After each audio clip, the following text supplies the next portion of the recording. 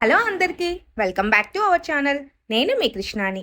ఇవాల్టి మన వీడియో మంచి చిక్కటి సేమియా సగ్గుబియ్యం వేసిన పాయసం అండి. అయితే మన ఆంధ్ర వాళ్ళు పాయసం అంటారు, డాబాల్లో అయితే కీర్ అంటారు. ఇది అయితే నేను డాబా స్టైల్లో చాలా పర్ఫెక్ట్గా చేస్తున్నానండి. ఇది టేస్ట్ అయితే అసలుకి వేరే లెవెల్ అనుకోండి, అంతా బాగుందనమాట.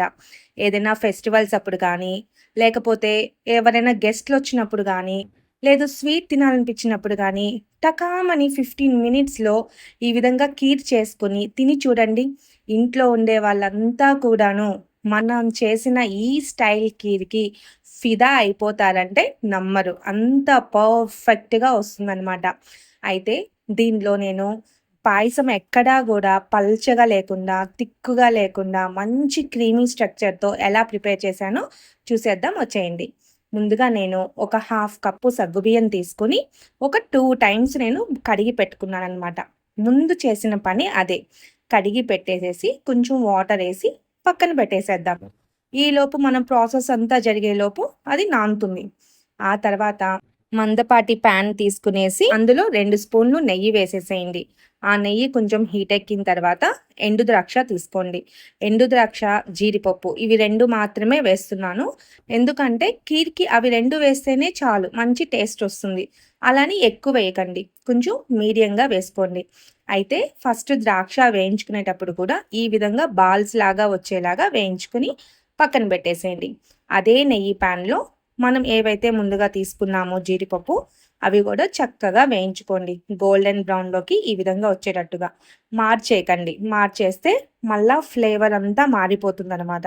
అది గుర్తుపెట్టుకోండి. ఆ తర్వాత అదే ప్యాన్లో 1 కప్పు సేమియా తీసుకున్నాను. నేను ఇక్కడ నేను ఏ కప్ అయితే చూపిస్తున్నానో ఆ కప్పుతో 1 కప్పు సేమియా, పావు కప్పు కంటే తక్కువగా ఉంటుంది సగ్గుబియ్యం అనమాట. సగ్గుబియ్యము, సేమియా 2 కలిపితేనే పాయసము కానీ, లేకపోతే మన డాబా వాళ్ళు చెప్పే కీర్ కానీ టేస్ట్ బాగుంటుందన్నమాట. అలాగే సేమియా వేయించుకునేటప్పుడు మీడియం ఫ్లేమ్లో పెట్టుకొని చక్కగా ఈ విధంగా వేయించుకోండి. ఈ కలర్ రావాలి, అంతేగాని మాడిపోకూడదు అనమాట. దగ్గరుండి మీడియం ఫ్లేమ్లో పెట్టుకుని వేయించుకునేసేయండి. అవి కూడా తీసి పక్కన పెట్టేసి కొంచెం నెయ్యి వేసుకొని, ఏ కప్పుతో అయితే సేమియా వేసామో అదే కప్పుతో కరెక్ట్గా చూసుకోండి, అదే కప్పుతో 2.5 కప్పు వాటర్ వేయండి.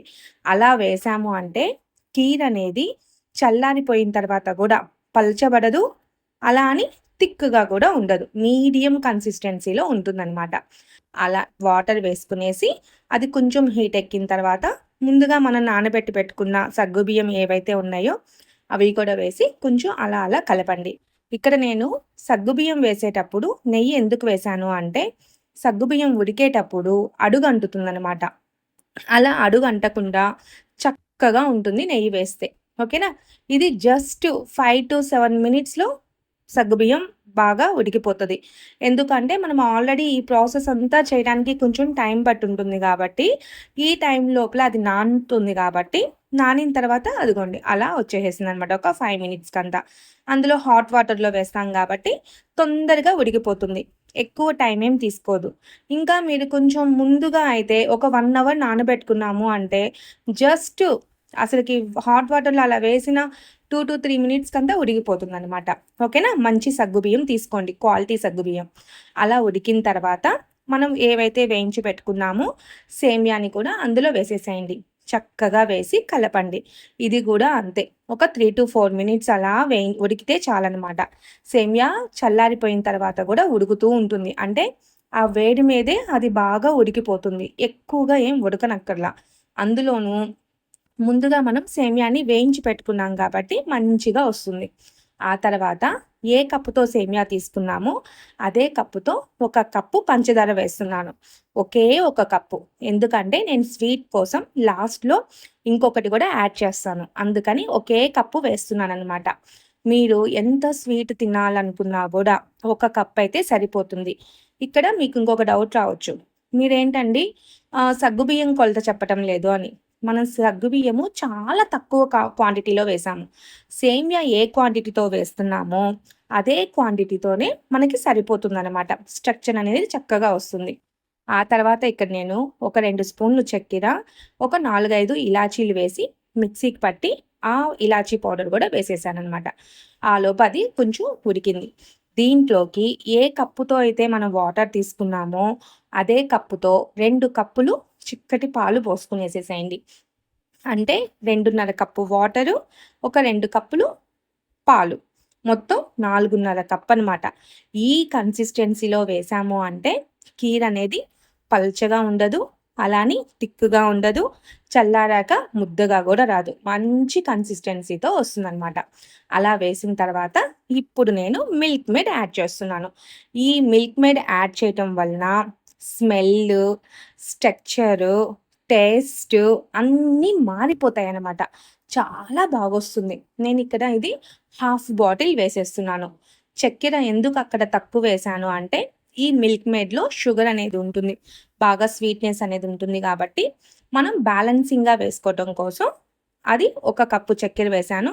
ఇక్కడ ఈ మిల్క్ మేడ్ వచ్చేసేసి 100 గ్రామ్స్ మిల్క్ మేడ్ వేశాననమాట. అంటే అది 150, 170 గ్రామ్స్ మిల్క్ మేడ్ కాబట్టి హాఫ్ కంటే కొంచెం ఎక్కువ వేసేసాను. అది వేయటం వలన కలర్ చేంజ్ అయింది చూడండి. థిక్‌నెస్ చేంజ్ అవుతుంది. టేస్ట్ చేంజ్ అవుతుంది. స్మెల్ చేంజ్ అవుతుంది. అసలు ఎంటైర్‌గా మన పాయసము రుచే మారిపోతుందనమాట. ఇలాగా కదా డాబా వాళ్ళు చేసేసి మన దగ్గర బాగా బల్క్‌గా డబ్బులన్నీ లాగేస్తూ ఉంటారు. ఎందుకంటే మనకు ఆ టేస్ట్ నచ్చుతుంది కాబట్టి.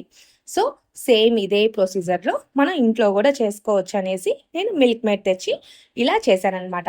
ఇలా వేసిన తర్వాత వెంబటే స్టవ్ ఆఫ్ చేయకూడదు. ఇది కొంచెం సేపు ఉడకాలనమాట.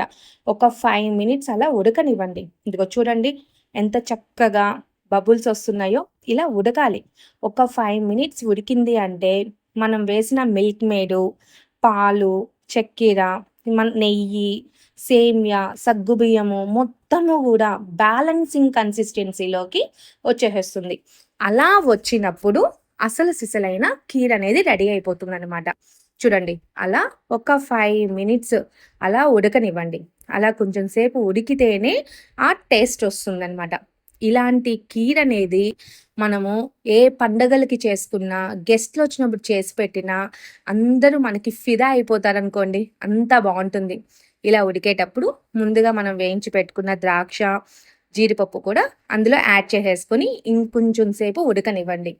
ఇలా ఉడికేసిన తర్వాత, చల్లారిన తర్వాత తినేదానికంటే వేడి వేడిగా ఈ కీర్ తాగుతూ ఉంటే ఉంటుంది. అబ్బబ్బబ్బబ్బా! సూపర్ అంటే సూపర్‌గా ఉంటుంది. ఇదే కీర్‌ని ఏదైనా బర్త్‌డే ఫంక్షన్స్‌కి గానీ, లేతే మ్యారేజ్ డేస్‌కి కానీ, లేదు శ్రావణ మాసం వచ్చేస్తుంది గదా! అమ్మవారికి నైవేద్యంగా గానీ, ఎవ్వరికి పెట్టినా, ఎలా పెట్టినా, మనం ఇంట్లో చేసి పెట్టినా, మన హస్బెండ్, పిల్లలు, అత్త, మామ, ఇంట్లో ఉండే గెస్ట్‌లు అందరూ గూడాను మళ్ళా, మళ్ళా ఇలాగే చేసి పెట్టమంటారు.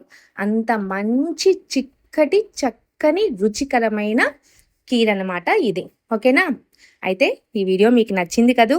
ఇంకెందుకబ్బా ఆలస్యం, మీరు కూడా ట్రై చేసి మీకెలా వచ్చిందో నాకు కామెంట్ చేయండి. అప్పటి వరకు మన ఛానల్‌ని like, share, subscribe. Until then bye bye.